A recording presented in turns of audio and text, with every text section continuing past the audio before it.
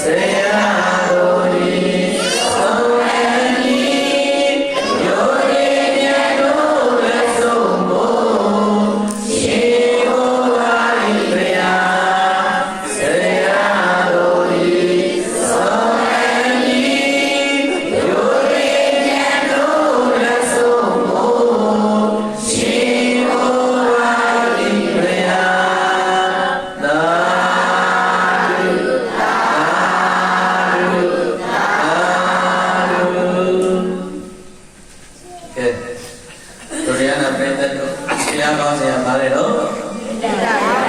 ကြောင့်တဲ့အဲ့တော့အဘုလောကကြီးမှာတို့ရနာပြတဲ့မေတ္တာပြီးရင်တော့မတချို့တွေကတော့မေတ္တာရဲ့ဓာတ်ကိုမခံစားနိုင်မေတ္တာနဲ့တချို့တွေပေးများတော်လည်းပဲသူတို့ခံယူမှုတွေအာမကောင်းတဲ့အခါကျတော့ကိုယ်တွေပေးလိုက်တဲ့မေတ္တာတွေကလည်းကားသူတို့တက်ကြတော့တို့ရနာပြတဲ့အပူတွေဖြစ်သွားတတ်တယ်အဲ့တော့မိမိတို့ရဲ့မိဘတွေကလည်းပဲမေတ္တာတွေပေးခဲ့တယ်အဲ့တော့မိမိတို့မှာမိဘတွေပေးလိုက်တဲ့မေတ္တာကိုကိုယ်တိုင်ကိုယ်ရောက်မခံစားရဘူးလားအဲ့တော့ကိုယ်ကတခါပြန်ပြီးတော့သူတို့ရဲ့မေတ္တာတွေကိုပြန်ရှောင်ပြန်ပြီးတော့မိဘတွေကိုကိုယ်တက်နိုင်သလောက်ပြန်ပြီးတစ်ဖိုင်တုံ့ပြန်ဖို့မလိုဘူးလားလို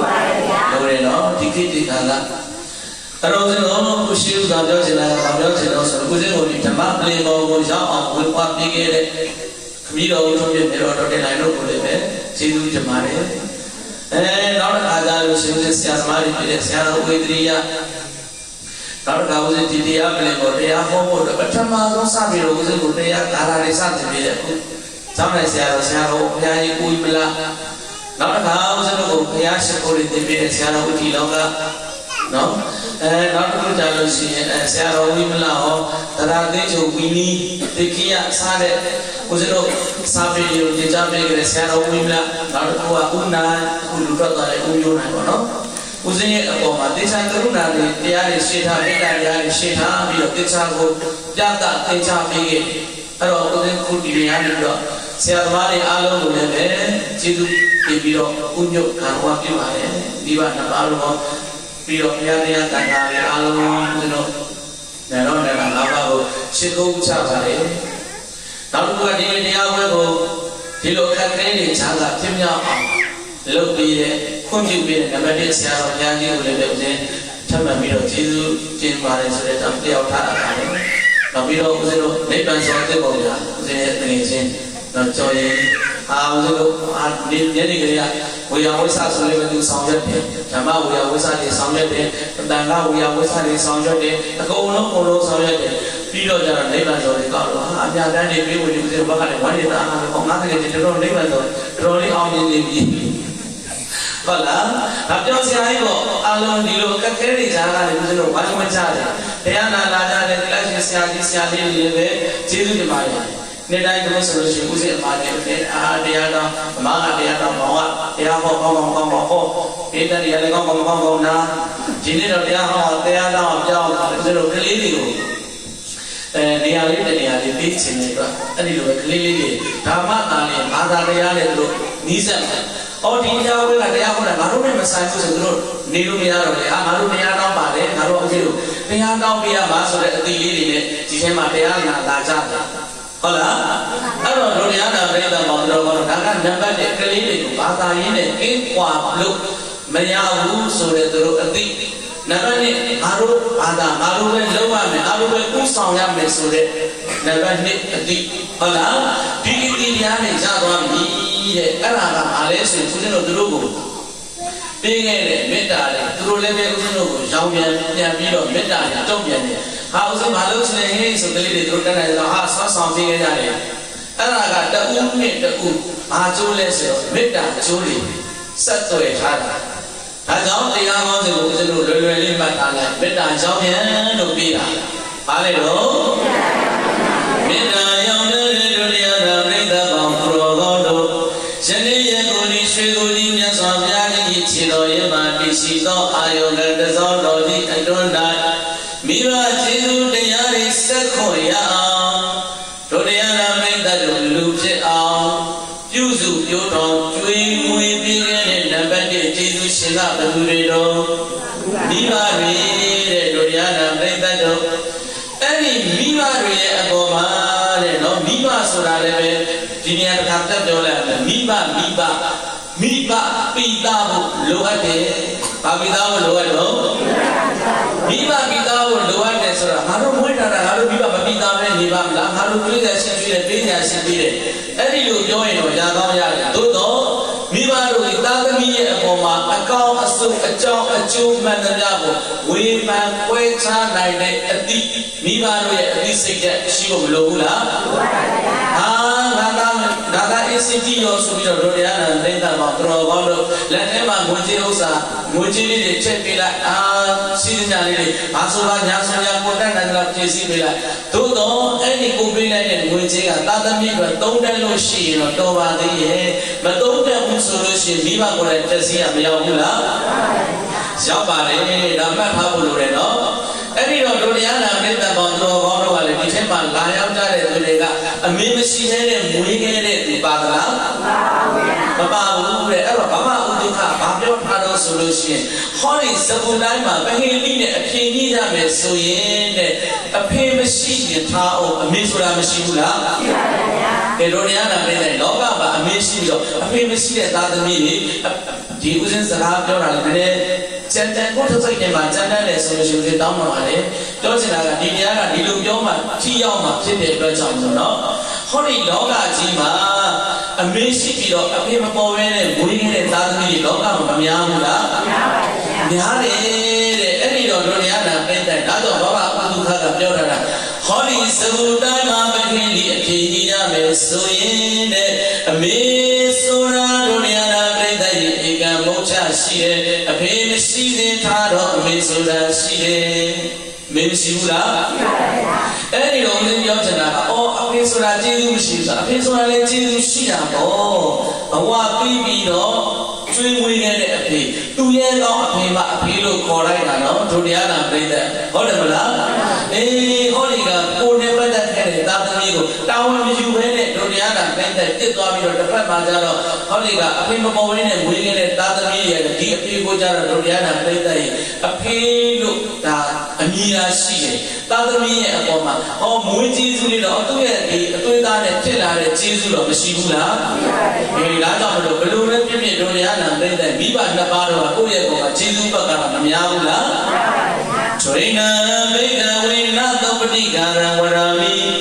ကတံမိသံဒွိနာနမာတုစပိတုစတဲ့အဲ့ဒီလိုပါဠိတွေရွှေ့ဒုတိယနာပြိတ္တပြည့်သလားမပြည့်နဲ့ဒီပါဠိမြင်တဲ့ဦးဇင်းတို့ကကင်းကွာလို့တရားဟောပြီဆိုပါဠိရဲ့အနည်းဆုံးတစ်ပုဒ်နှစ်ပုဒ်ကတော့ပါဖို့ပါရတယ်မပါလို့ရှိရင်မရဘူးဟုတ်လားအဲ့ဒီတော့လေးသမားဒီလေးနဲ့ကင်းကွာနေလို့ရသလားမရဘူးတဲ့တရားဒီပါဠိနဲ့ကင်းကွာလို့ရသလားမရဘူးနော်ဒိဏဘေကဝေနသောပတိကာရဝရမိကတံမေတံဒွိနာဓမ္မာတုသပိတုသအဲ့ဒီပါဠိကိုမြန်မာလိုနဲ့ပြောမယ်ဆိုလို့ရှိရင်လောကမှာကျေးဇူးဆက်ပေးမယ်လို့ကျေးဇူးဆက်လို့မကုန်နိုင်တဲ့ပုဂ္ဂိုလ်ဘယ်နှမျိုးရှိတော့ဒုတိယနာပဲမိမိတို့ရဲ့ပုံမှာကျေးဇူးတွေနံပါတ်1ချက်ဘယ်နှမျိုးရှိတော့ပုဂ္ဂိုလ်2မျိုးရှိတယ်အမေတွေပါသွားရင်မာတုစပိတုစဘာနဲ့ပါတော့မြန်မာလိုပြောတော့အမေနဲ့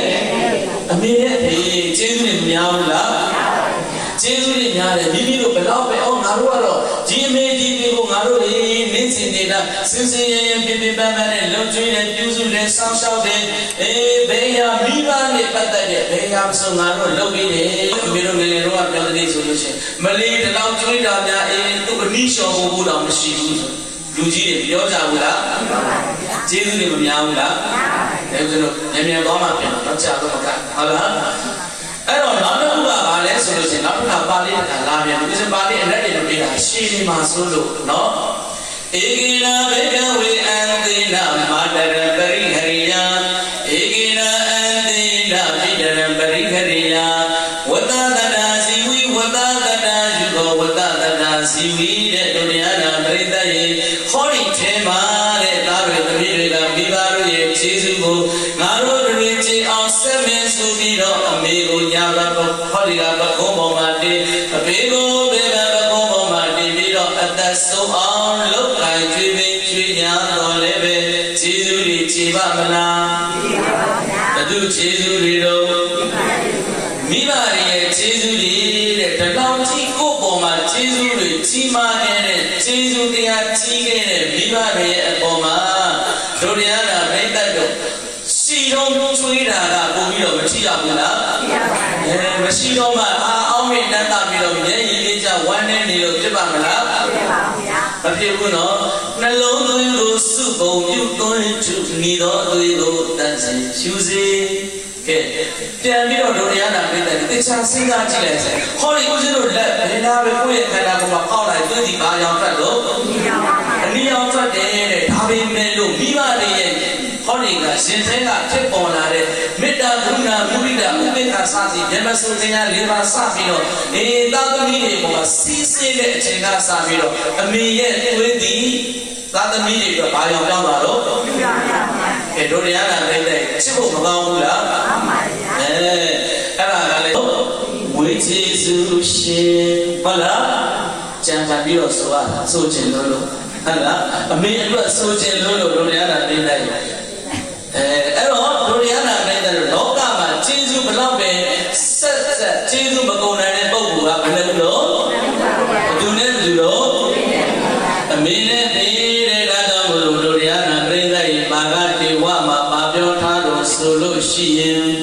တကယ်ကိုသာသမီတွေကမိဘတွေကိုဒီမတွေရဲ့ကျေးဇူးတွေကိုခြေကျင်တဲ့အတွက်ကြောင့်အမိကိုညာရပါကိုလည်းဝဲကိုင်းဆွဲချီလျက်ပခုတ်ချက်ဝဲ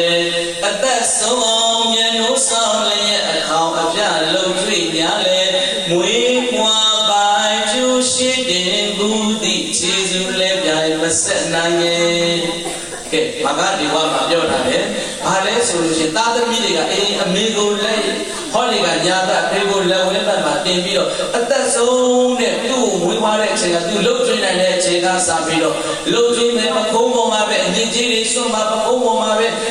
နေပါအိမ်မှာစားပါသားလို့သမီးတို့ကိုအာမနာနဲ့ဒီငြင်းကြီးတွေမှများသားလို့သမီးတို့ပြုလုပ်ပါမယ်ဆိုပြီးတော့ကျေးဇူးဆက်ရတော့တဲ့မွေးဖွားပိုင်ကျူရှိတင်ဘူးသည့်ကျေးဇူးလည်းပြိုင်ပါတယ်တော့မဆက်နိုင်ရဲ့ဆက်နိုင်ပါမလား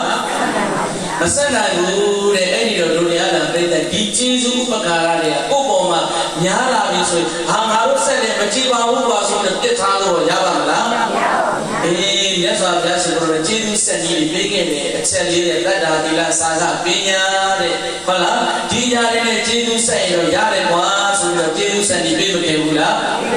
ပေးခဲ့တယ်နောက်တစ်ခုကဘာလဲဆိုလို့ရှိရင်တံကိတာကေတုဘဂုပကာရဘေကဝေပါဏာမိရောပုဒ္ဒနဲ့အာပါဒကသပုဒ္ဒကဣမတလောကသဓတိတရောကဲနောက်တစ်ခုပါဠိနားပြန်ပြီနော်မြန်မာလိုတဲ့ပြောမယ်ဆိုရင်တဲ့သာသမီတွေကမိဘကျေးဇူးဆက်ရှင်တဲ့ဟဲ့ဆိုပြီးတော့ကျေးဇူးဆက်ကြမယ်ဆိုရင်ဘာကြောင့်ကျေးဇူးတရားတွေမကျေကြတာလဲဆိုရင်မြတ်စွာဘုရားရှင်ကိုရောမြတ်ကြီးကဧကဝေချစ်သားချစ်သမီးတို့မာနာပိတရောမင်းတို့ကိုမွေးဖွားပေးခဲ့တဲ့မွေးသမီးကြီးကျေးဇူးရှင်တဲ့မင်းတို့ရဲ့အပေါ်မှာနေဘူးမရှောင်မိုးရွာမရှောင်ဘဝပေး၍ကျွေးမွေးစောင့်ရှောက်ပြုစုပေးခဲ့တဲ့မင်းတို့ရဲ့အဖေတို့သည်ဗုဒ္ဓနဲ့သာသမီတို့ရဲ့အပေါ်မှာဘဟုပကာရကျေးဇူးဥပကာရများကြပါပေကုန်၏တဲ့ဘယ်သူပြောတော့ဘယ်သူကပြောနေတော့ဖယားပြောနေတာဒုရယနာပြည့်တဲ့တိတ်ကြောင်းတယ်တရားပြည့်တဲ့တော်တော်လေးကောင်းမယ်လို့ပြောတာဒါပေမဲ့အဲ့လိုအတမချရှိချင်တယ်ဟုတ်လားခုကဒီပါဠိကိုဒီတရားကိုဘယ်သူကဟောတာတော့ဘုရားကဟောထားတယ်တဲ့မင်းတို့ရဲ့ပုံမှာမိဘနှစ်ပါးတို့ကကျေးဇူးတရားတွေများကြတယ်ဘာကြောင့်ကျေးဇူးတရားတွေများကြတာလဲဆိုလို့ရှိရင်အာပါဒကပုဒ္ဒကဣမတလောကတဓတိတရောအာပါဒကရှိပြီး၍ကျွေးမွေးစောင့်ရှောက်တတ်ကြပါပေကုန်၏ဘောဓကအကျွေရောက်အောင်ပြုစုစောင့်ရှောက်ပေးကြပါပေကုန်၏ဣမတလောကသဟောဒီကမ္ဘာလောကကြီးရဲ့အပေါ်မှာဓတိတရောအဆုအကောင်ကျိုးကြောင့်မတ္တမြတွေကိုကောင်းစွာမကွေညွန်ကြပြတာပိတပါပေကူ၍ဤနည်းသို့ဘဂဝါဘုန်းတော်၆ပါးသခင်ဘုရားရှင်ကိုရောမြတ်ကြီးသည်အရောယာဂတိစုပ်ဆိုင်မရှိဟုတိုင်းမှန်စွာပြုကြတော်မူခဲ့ပါပေတည်း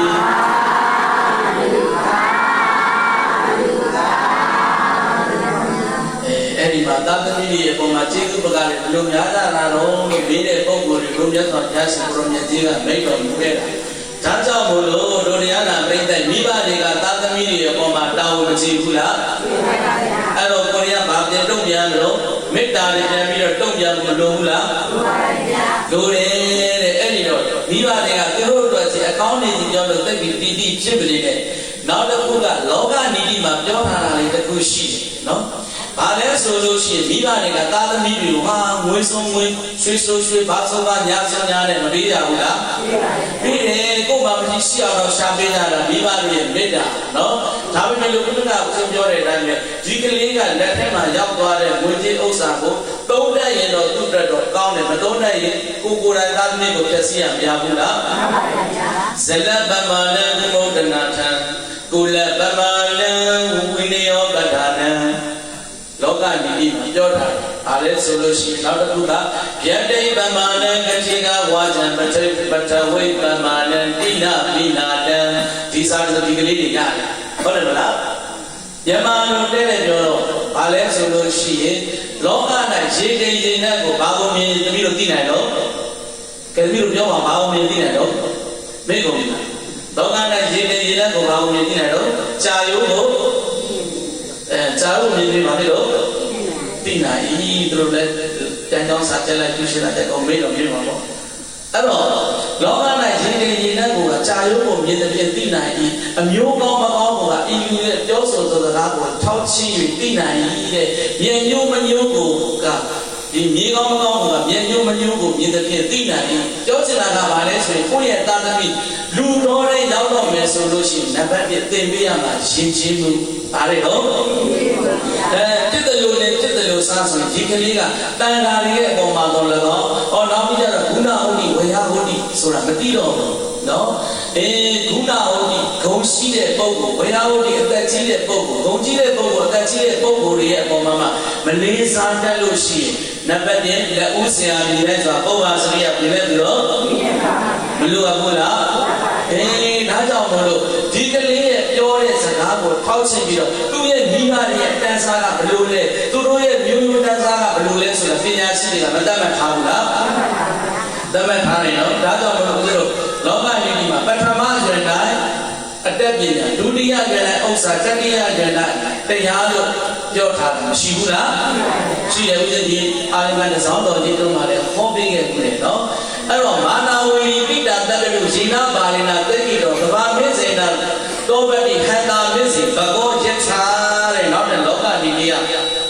ဟဲ့မိဘတစ်ပါးတော့မင်းတို့ရဲ့သားလေးသမီးတွေကိုပထမအကျပညာသင်ရမယ့်အချိန်မှာဘာသင်ပြရမလို့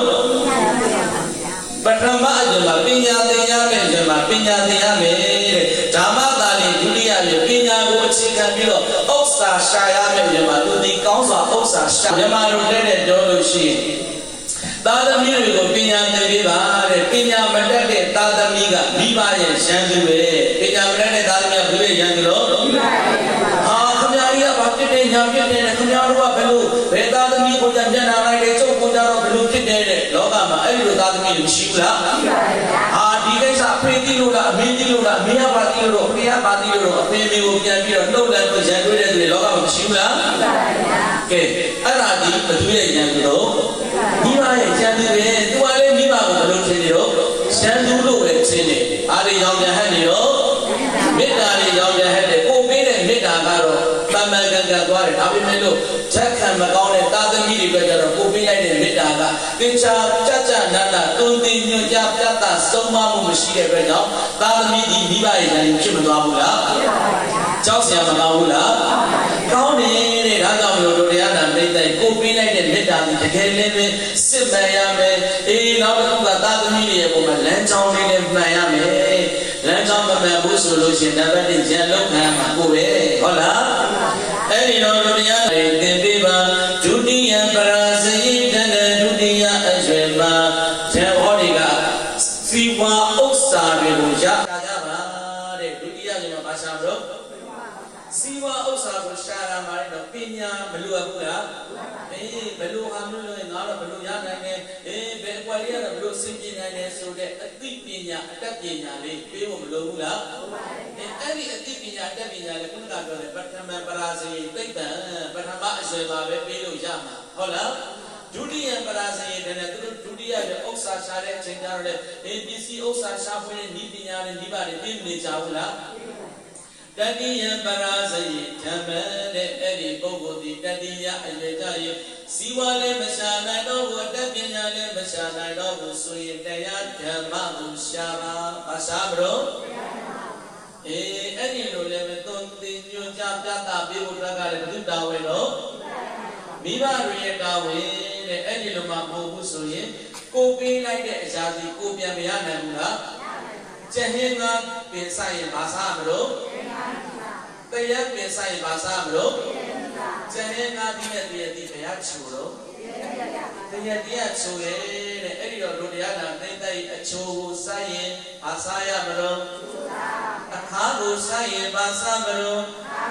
အခါပဲစားရမယ်တဲ့ဒါကြောင့်မလို့မိမိတို့ကဥယျာဉ်မှုတွေနော်ဥယျာဉ်မှုကိုဆိုင်လိုက်တဲ့အပင်ကလေးကိုကိုယ်တိုင်ပြုစုပြောင်းဖို့ကိုယ့်အတွက်အကျိုးရှိဖို့အတွက်ပဲလိုလားတယ်ဟုတ်လား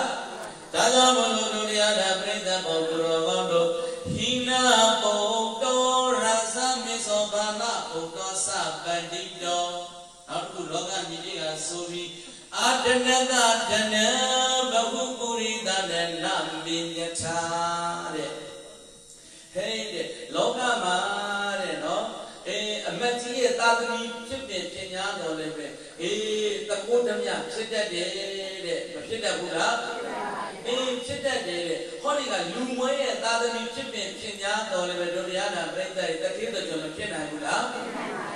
ပညာမတတ်တဲ့သာသမီဟောဒီကပညာမတတ်တဲ့မိဘတွေရဲ့သာသမီဖြစ်ပင်ပညာတော်လည်းပဲပညာတတိမဖြစ်နိုင်ဘူးလား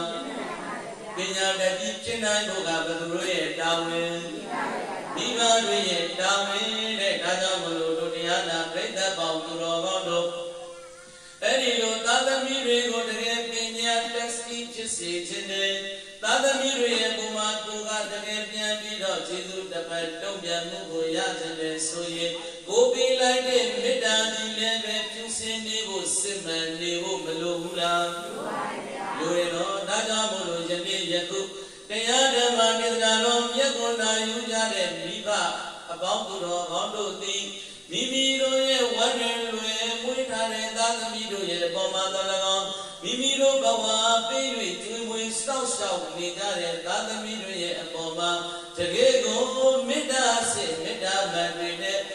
မှန်တရားတော်ဖြင့်ကျေးဇူးဆက်နိုင်သောပုဂ္ဂိုလ်မြတ်ကြီးဖြစ်ပါစေလို့လည်းဦးဇင်းရှိရသမီးတို့အားလုံးနော်ဒီတရားနာကြတဲ့ကလေးလူငယ်အားလုံးကိုလည်းဦးဇင်းကဒီဆုတောင်းမေတ္တာပြုပါမယ်နော်အဲ့တော့တို့တရားနာပြိတ္တပေါ့သူတော်ကောင်းတို့အဓိကပြောချင်တာကဘာလဲဆိုလို့ရှိရင်မိမိပေးလိုက်တဲ့မေတ္တာကတော့ပေးလိုက်ပြီးစစ်မှန်တဲ့မေတ္တာလမ်းကြောင်းကိုရောက်သွားဖို့မလိုဘူးလားလိုပါဘူး။ရောက်မှသာလျှင်မေတ္တာကြောင့်ပြန်ပြီးတော့ဟက်လာမှာမဟုတ်ဘူးလားကိုကအစဲစင်ပေးလိုက်နံပါတ်1အစဲခံမှာသူတော့ကိုပဲတဲ့နော်ကိုပေးလိုက်တဲ့မေတ္တာတွေကကိုပဲပြန်ရမယ်ခုနကပြောသလိုပဲတရားပြန်စားရင်မာသီးစားမလို့ကဲတရားသီးစားမယ်ဂရိုင်းပြန်စားရင်တော့ဗျာဂရိုင်းသီးပြန်ရမယ်ဟုတ်သလားဦးဇင်းအဲ့ဒီတော့တို့တရားနာပြိတ္တပေါင်းတော်ကောင်းတို့လည်းပဲတရားတွေနဲ့ဦးဇင်းတို့ကျေးဇူးတွေပြန်ပြီးတော့ဆက်ခွန်ရပါတယ်ဒါကြောင့်မို့လို့တို့တရားနာပြိတ္တပေါင်းတော်ကောင်းတို့ဒီလည်းပဲယနေ့ယခုမိမိတို့အပေါ်မှာကျေးဇူးဥပကာရများကြကုန်သောမိခင်ဖခင်တို့ရဲ့အပေါ်မှာကျေးဇူးတရားတွေကိုထူးခြားစွာဆက်နိုင်ကြကုန်သောသာကောင်းယရဏသမီးတော်ယရဏများဖြစ်ကြတော့တည်ရလို့ကောင်းစွာမသွေဟောကြားလိုက်ရပါပေကုန်တော့တည်း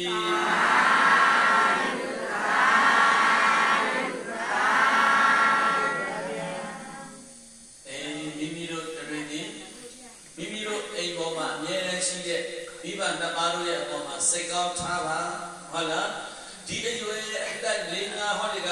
340ထိမိဘနဲ့50ထိနေရတဲ့သူတွေကတကယ်ကံကောင်းလို့နေရတာနော်ဒီခေတ်ဒီကာလမှာဟုတ်လားအဲ့တော့ရှိနေတဲ့မိဘတွေရဲ့အပေါ်မှာမညူမညင်နဲ့ကျွေးကြပါပြုစုကြပါစောင့်ရှောက်ကြပါအသက်ကြီးလာလေသူတို့စားနိုင်တဲ့ဟောဒီကတို့ရတာလက်သက်တွေသူတို့စားနိုင်တဲ့သမင်းကနဲလာနေဟုတ်တယ်မလားအသက်ကြီးလေအစားတန်လေဟုတ်တယ်လား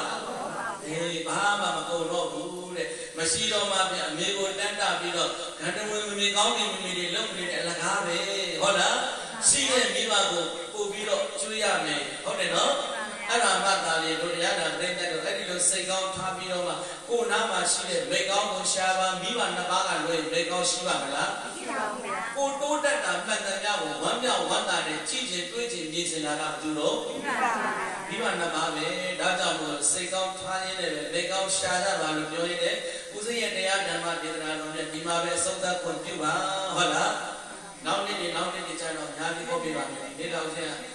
ပထမတော့ဒီဘုန်းကြီးကလည်းပဲ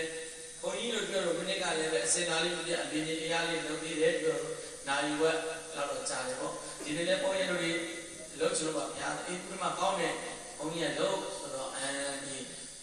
ဦးဇင်းကပြောတယ်နေပါဆိုဘာကြီးကြော်နေနိုင်နေတာပေါ့ဒါပေမဲ့တော့ဦးဇင်းကောင်းတယ်ချာဟောလို့ဆိုတာနဲ့ဒီလိုပွဲကြီးဖြစ်သွားတာနော်အဲ့တော့အားလုံးပဲတကယ်ပဲအထူးပဲကျေးဇူးတင်ဝမ်းမြောက်ဝမ်းသာဖြစ်ပါတယ်သူပေါ်လေးပဲတရားနာလာတဲ့သူတွေလည်းပဲကျေးဇူးတင်ပါတယ်မိဘကျေးဇူးတွေလည်းအထူးကြည့်ပြီးတော့ဆက်နိုင်ပါလေလို့ဆုတောင်းတဲ့တရားဓမ္မဒီဘုတ်ပဲအဆုံးသတ်အောင်နော်အားလုံးလိုက်ဆိုကြတတဝခတိတရားကေအေးမြင့်ချမ်းသာရှိပါစေဆိုလိုက်တော့တတဝ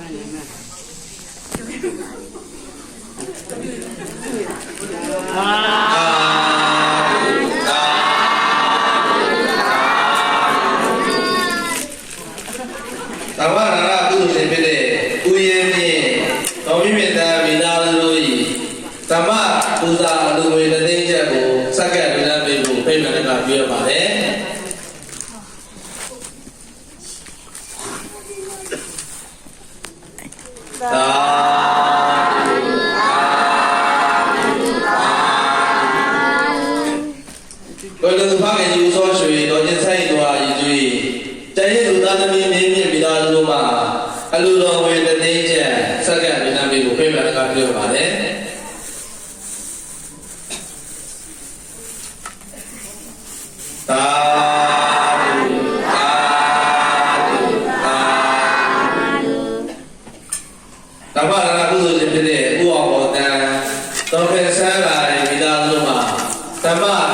ဇာအလုံးငွေ9000ကျပ်စက္ကန့်လူသားပေးဖို့ဖိတ်မှန်ကပြောပါတယ်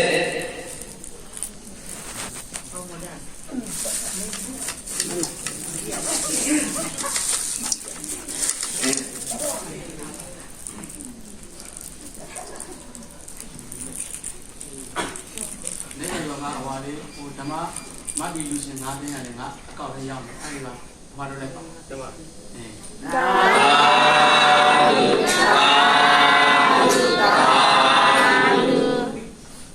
ဘယ်လိုဖြစ်တဲ့ဖခင်ကြီးဦးတန်တာမိခင်ကြီးတော်ရေးတင်တော်ကပူထား၍ကိုကျော်ခိုင်တော်မင်းကြီးမိသားစုမှာဓမ္မဒါနလူငွေ9000ကျပ်စက္ကန့်လူသားပေးဖို့ဖိတ်မှန်ကပြောပါတယ်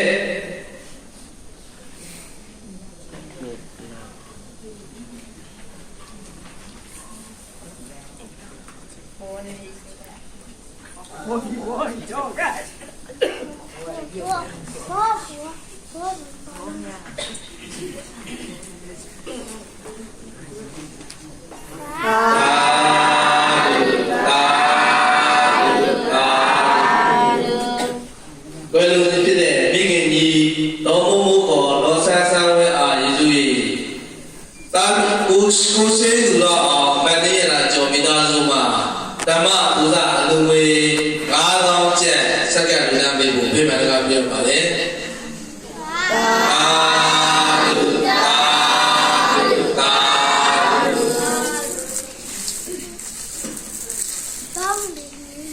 ဓမ္မဒါနကုသိုလ်ရှင်ဖြစ်တဲ့ဦးမြင့်သေးတော်လွယ်လွယ်ဝင်တာပူမျိုးပြအောင်ခေတ္တကိုရီးယားမိသားစုမှာလူသားနဲ့ဓမ္မဒါနလူဝင်9000ကျပ်စက္ကန့်လူသားပေးဖို့ဖိမှန်ကပြောပါလေ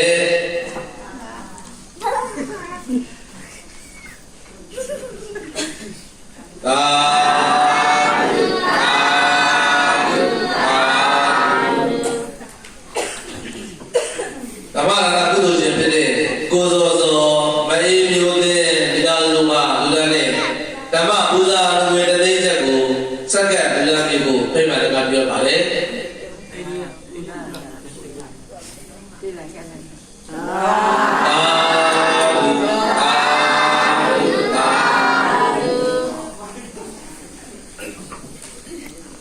ဓမ္မပူဇာမာဒီကုသိုလ်ရှင်ဖြစ်တဲ့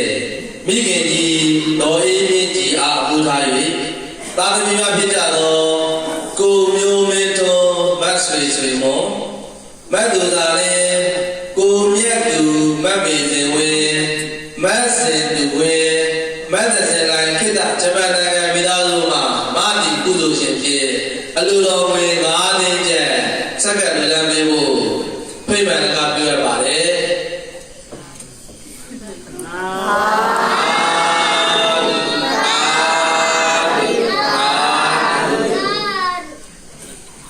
ဓမ္မဒါနကုသိုလ်ရှင်ဖြစ်တဲ့ဥစ္စာပါတော်တယ်ပါပလဲမြို့မိသားစုကစက္ကန့်လူသားနဲ့ဓမ္မပူဇာလူငွေ9000ကျပ်ကိုစက္ကန့်လူသားပေးဖို့ဖိမှန်ကပြောရပါတယ်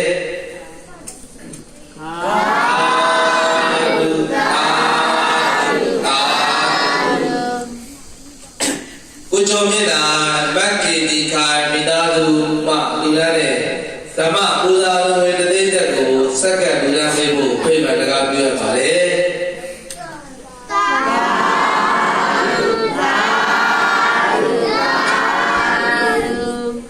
အများစုပေါင်းလူသားနဲ့ဓမ္မပူဇာလူငွေ10သိန်း6900ကျပ်ကိုကိုဝင်းဦးမှစက္ကန့်လူသားပေးဖို့ဖိမှန်ကပြောပါတယ်ခင်ဗျာ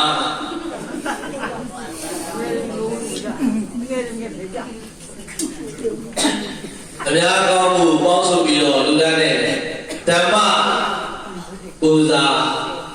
အလုံးငွေ10သိန်း6900ကျပ်ဖြစ်ပါတယ်တာ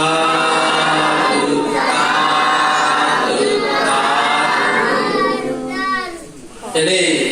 တောင်းတော့တဲ့89ခုနှစ်ပြာလူလာပြည်မြေနာနေဒုသမနပဲဓမ္မပူဇာစုစုပေါင်းလူဝင်မှာ23သိန်း6900ကျပ်ဖြစ်ပါတယ်ဓမ္မပူဇာစုစုပေါင်းလူဝင်မှာ 23သိန်း6ထောင်ကျော်နေဖြစ်ပါတယ်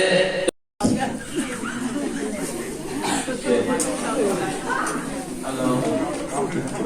ဒီလိုဒီလိုကောင်းပါလေဟုတ်တယ်လားရတယ်နော်ရတယ်ရတယ်ဟုတ်တယ်ဘယ်လောက်ကြည့်ပါတယ်ရဟောတော့အားလုံးလိုက်ပြီးတော့ဆိုလိုက်ပါနော်ရှင်ဖယားအာရမီတော်တော်ဒုတိယခုရာသူလပြေညာနေကိုကြောင်းပြူ၍အာရမီတော်